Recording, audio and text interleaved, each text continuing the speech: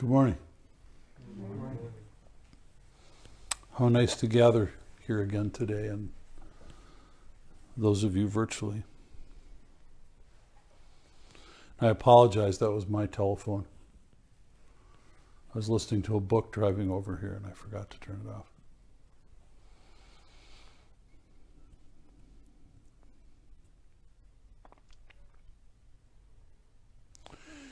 If you would take out your sutra books and turn to page 17.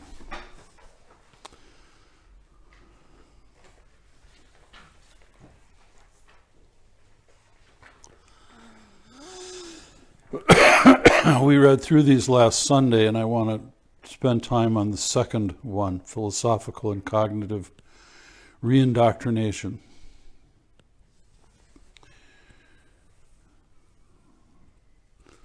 Someone read that out loud, please. Philosophical and cognitive reindoctrination. How do I, as a contemplative being who seeks to understand and walk in conscious spirituality, think differently? What are the core statements about spirit and consciousness that I base my thinking upon? What story do I tell myself and others about the deepest qualities of spirit? And how does this story influence behavior in my life? Do I choose the clarity of wisdom and non-judgmental awareness, and the warmth of compassion over self-righteousness and selfishness? Am I willing to change my mind? Thank you.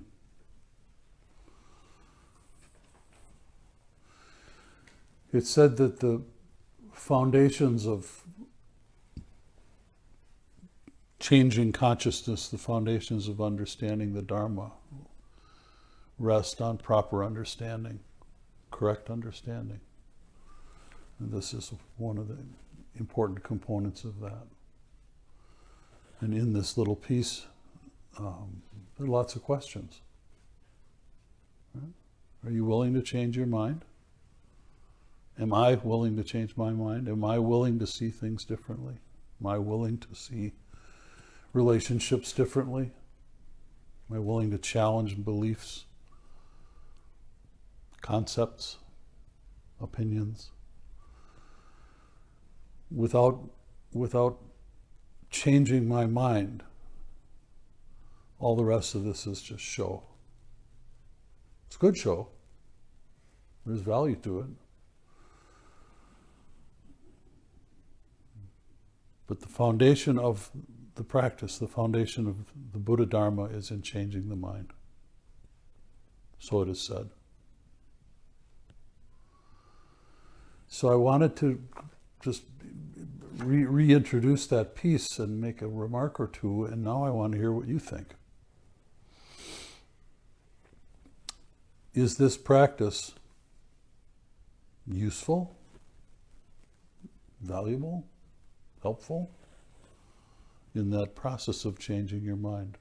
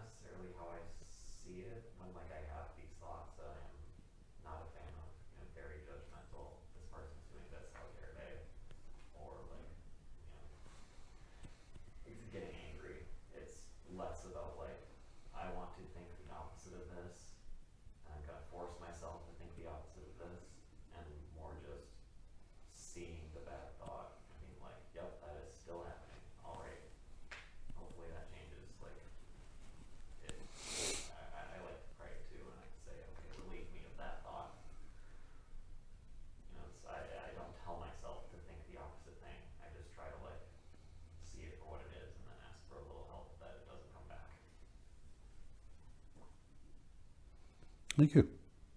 Very good. Right understanding is the foundation of this practice. Okay, can't see you back there. You're hiding again.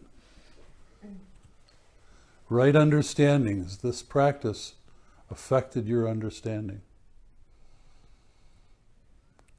I would echo what Josh says about, controlling thoughts, but what's been most useful for me in this practice is the engendering of curiosity, and not being where I want to stop the thought or change the thought, but I get curious as to, oh, well, here I am again. That's interesting. How did I get to this habit? So it gets less judgmental, and just more like, well, isn't that bizarre? Yeah, here I am beating myself up again, or, oh, this is better, or this is more hopeful. So I guess maybe 11 years into it, and I'm like just continually curious. Why? Why for me?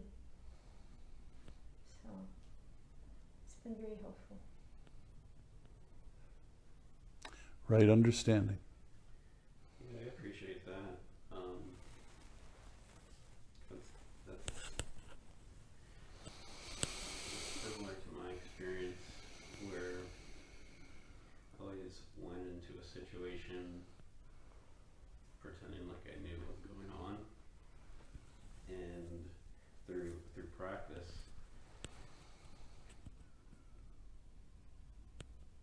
I forced myself to go in with a blank slate to things as best as I could, and then see what's actually there.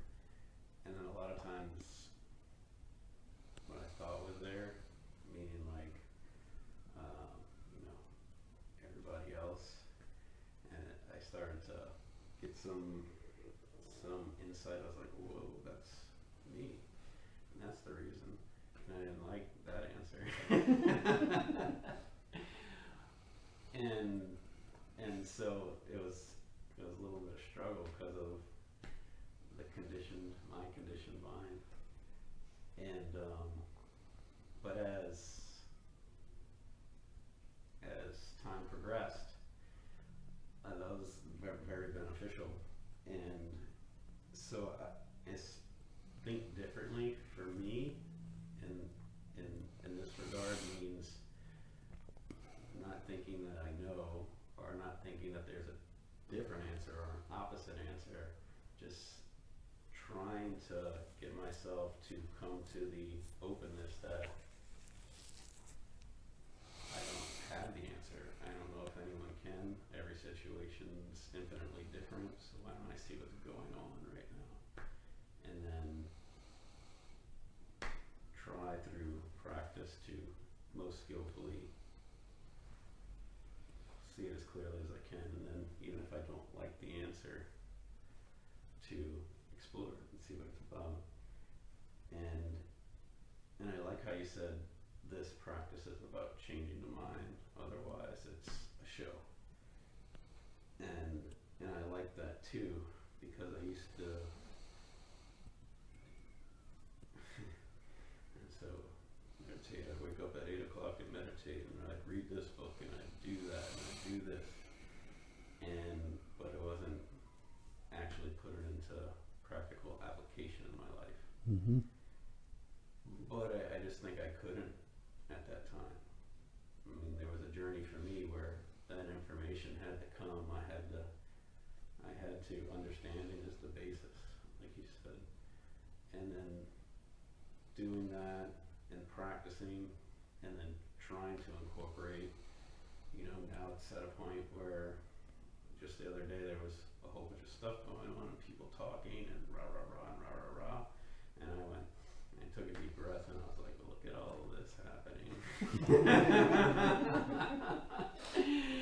And Mm-hmm.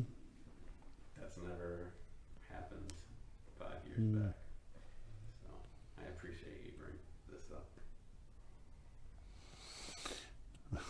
Thank you.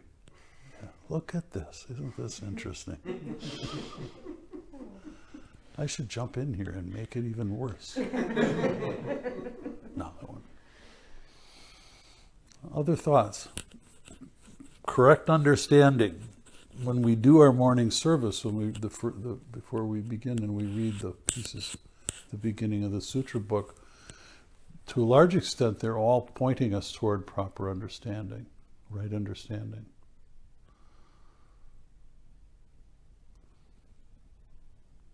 Yes? It's a container. Have to nod. I can't see. I just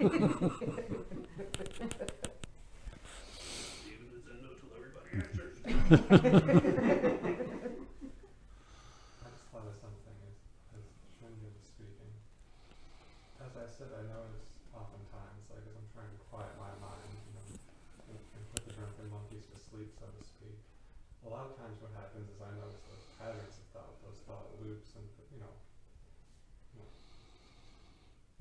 just patterns that occur in my mind. But occasionally,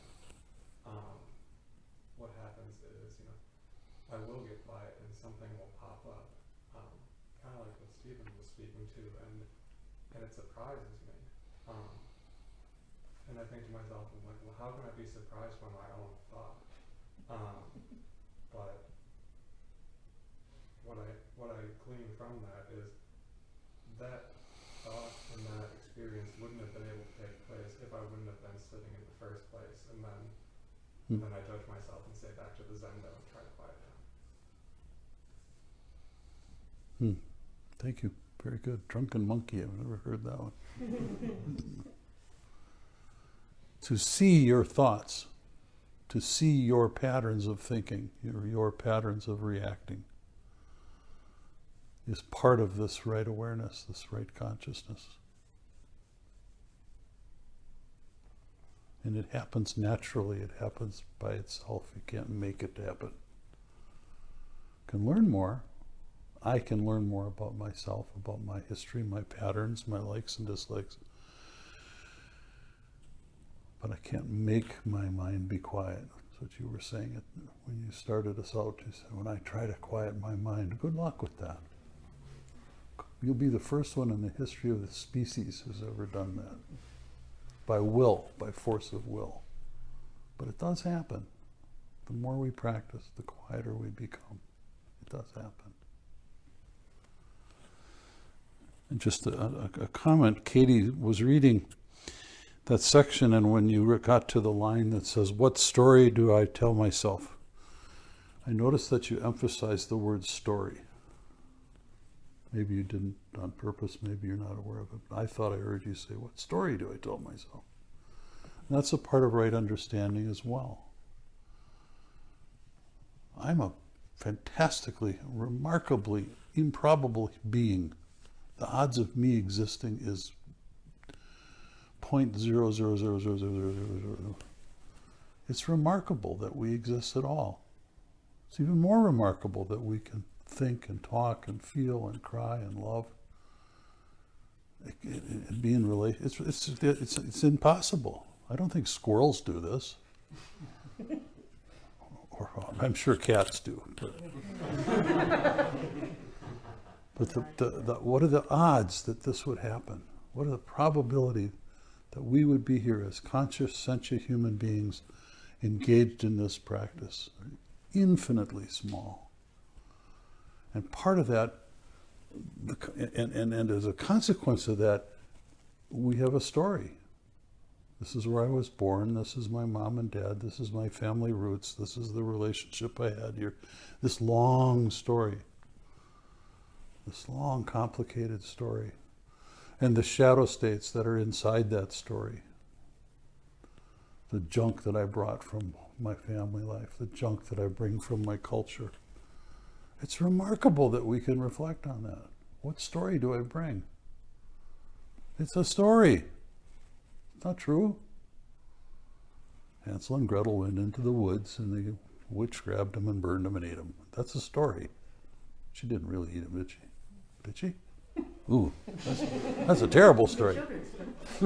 Yes, it's a story we tell children. Let's go camping.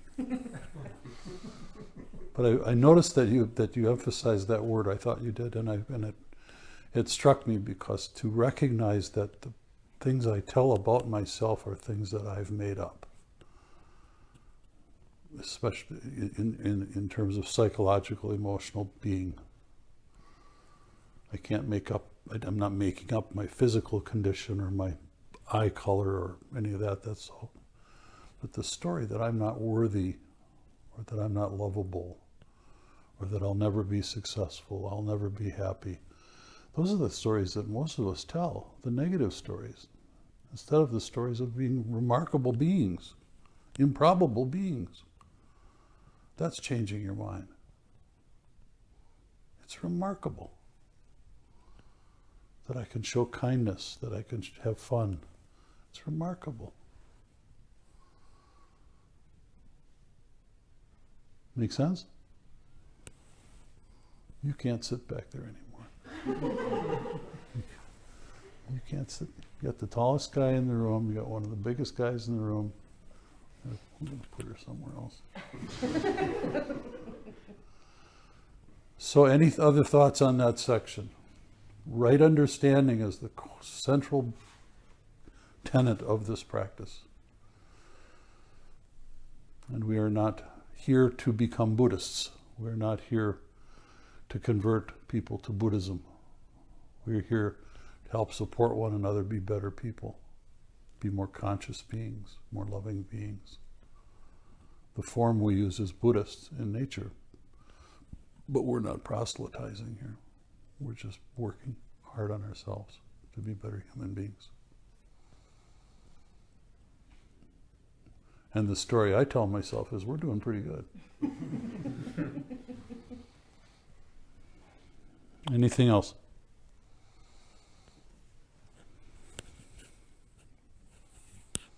There's only one thing left to be said. Coffee.